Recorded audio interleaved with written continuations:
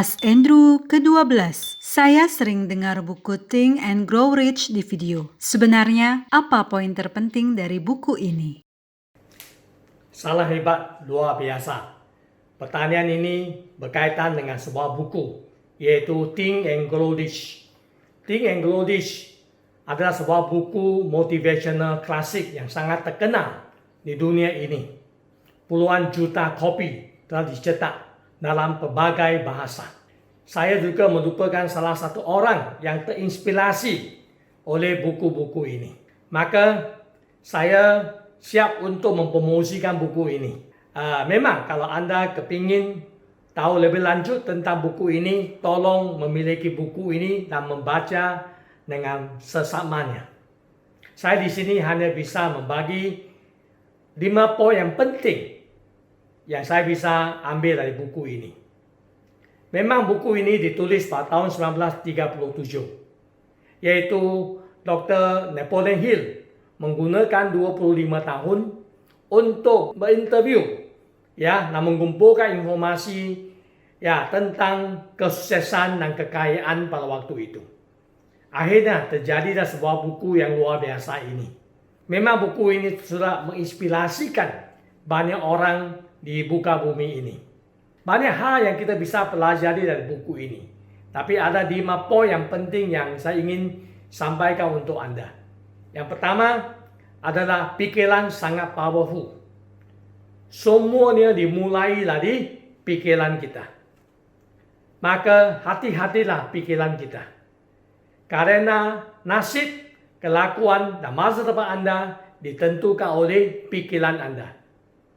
Maka kalau kita jaga dengan baik, kita tanam benih yang baik, maka dia akan bertumbuh besar menjadi pohon yang menghasilkan kesuksesan, kebahagiaan, kesejahteraan kepada kita. Kalau kita tidak menanam benih yang baik, kita biarin begitu saja, maka rumput ilalang akan bertumbuh.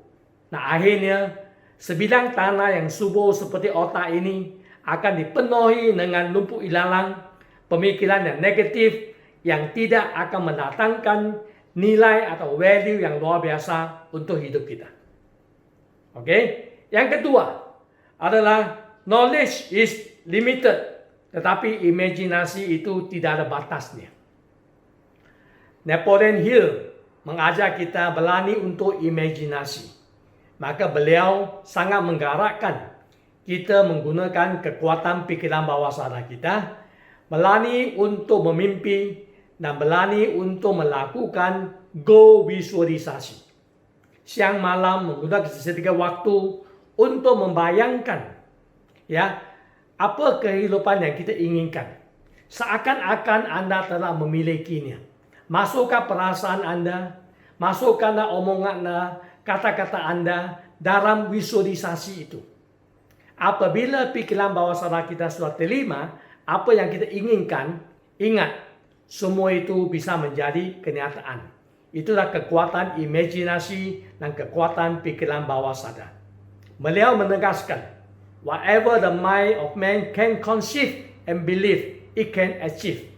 Apa-apapun yang kita bisa imajinasikan dan diterima, maka itu bisa menjadi sebuah kenyataan. Maka beranilah untuk memimpi. Everything is possible. Yang ketiga adalah desire adalah awalnya segala pencapaian prestasi. Kalau Anda ingin memiliki sebuah kehidupan yang sukses, kaya dan bahagia, Anda harus mempunyai sesuatu burning desire. Itu kemampuan yang kuat untuk memiliki. Kalau Anda tidak mempunyai kemampuan, walaupun Anda dibekali skill yang luar biasa, kemampuan yang luar biasa, Anda juga tidak bisa mencapai apa-apa. Maka beranilah untuk memiliki sebuah kemampuan yang berapi-api. Mempunyai visi yang besar. Contohnya kepingin membantu lebih banyak orang hidup kaya, sukses, bahagia. Kepingin memiliki sebuah perusahaan yang berskala internasional. Kepingin mempersiapkan puluhan ribu bahkan jutaan lowongan pekerjaan kepada warga di Indonesia. Kalau Anda mempunyai kemahuan yang besar ini, maka akanlah membangkitkan potensi diri Anda. Dan Anda akan siap untuk belajar dari segala sumber untuk meningkatkan skill Anda, kemampuan Anda, naik ke level yang lebih tinggi. Maka prestasi Anda juga akan ditingkatkan di kemudian hari. Ingat, desire, burning desire adalah awal segala prestasi atau pencapaian Anda. Selagi Anda mempunyai kemahuan yang berapi-api, bermakna Anda masih mempunyai peluang untuk mencapai kesuksesan yang Anda inginkan. Maka jagalah api-api itu. Jangan biar api itu padam. Apabila kemahuan itu sudah tidak ada, maka Anda tidak mungkin akan memiliki prestasi yang luar biasa. Yang keempat, knowledge is power. Pengetahuan itu memang memberi kekuatan yang luar biasa, tetapi harus diarahkan, diorganize ke satu action plan yang bisa menghasilkan. Di dunia ini, banyak orang mempunyai pendidikan yang tinggi, bahkan mempunyai ijazah yang banyak sekali, mengetahui banyak hal yang luar biasa. Tapi kehidupan mereka biasa-biasa saja. Kenapa? Karena mereka tidak tahu bagaimana mengorganize apa yang mereka pelajari, tukar dia kepada sesuatu power, kekuatan, dan membuat program mereka itu bisa berhasil. Maka jangan hanya belajar saja, tapi menggunakan apa yang Anda pelajari dalam pekerjaan Anda dan bisnes Anda. Dalam proses itu, Anda bisa memperbaiki, membenarkan diri Anda supaya yang dipelajari itu lebih baik lagi. Akhirnya hasil itu akan kelihatan. Ya, kalau belum bisa terbukti berhasil, pengetahuan itu hanya kumpulan informasi sahaja. Ya, dunia ini tidak kurang informasi. Dunia ini tidak kurang ilmu pengetahuan. Yang kurang adalah bagaimana Anda mengorganisasikan segala yang Anda tahu, yang Anda pelajari itu dalam satu action plan yang bisa menghasilkan sesuatu hasil yang kita inginkan. Maka di sinilah Anda harus belajar bagaimana berkolaborasi dengan orang lain supaya bisa menjadi satu tim yang luar biasa yang bisa sama-sama mengerjakan satu projek, sebuah bisnis untuk mencapai visi misi yang sama. Zaman Superman, Wonder Woman sudah lewat. Ini ada zaman kolaborasi. Kalau Anda siap untuk bekerja tim sebagai orang lain, maka Anda pasti akan berhasil di zaman new era ini. Yang kelima, mengelakkan diri daripada emosi yang negatif. Selalu bergaul dengan energi-energi yang positif. Hukum tarik-menarik beritahu kepada diri kita bahawa energi yang sama akan berkumpul. Maka kalau Anda mau sukses, Anda harus mempunyai energi yang positif, pemikiran yang positif.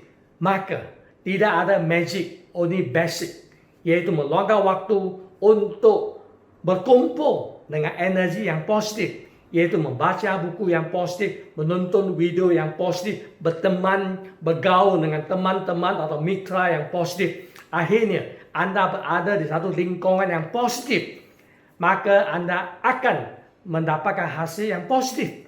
Kalau Anda selalu bergaul dengan orang yang negatif, Anda akan cerita yang negatif, cerita masalah sahaja. Akhirnya Anda tidak ada energi yang cukup kuat untuk memperjuangkan impian Anda. Ingat, bergaul dengan orang adalah pilihan. Maka pilihlah teman-teman komunitas yang positif, yang selalu bisa membekalkan energi yang positif kepada Anda. Maka Anda baru bisa lebih yakin dan lebih percaya dan lebih mempunyai energi untuk memperjuangkan impian Anda. Buku Think and Grow Rich memang sebuah buku yang sangat klasik, tetapi dia sudah diuji memiliki teori yang sangat basic untuk kita mencapai kesuksesan yang kita inginkan. Anda harus memiliki buku ini dan belajar dengan saksama. Saya di sini hanya bisa menunjukkan beberapa poin yang penting. Semoga ini akan membantu Anda lebih berminat untuk membaca buku ini.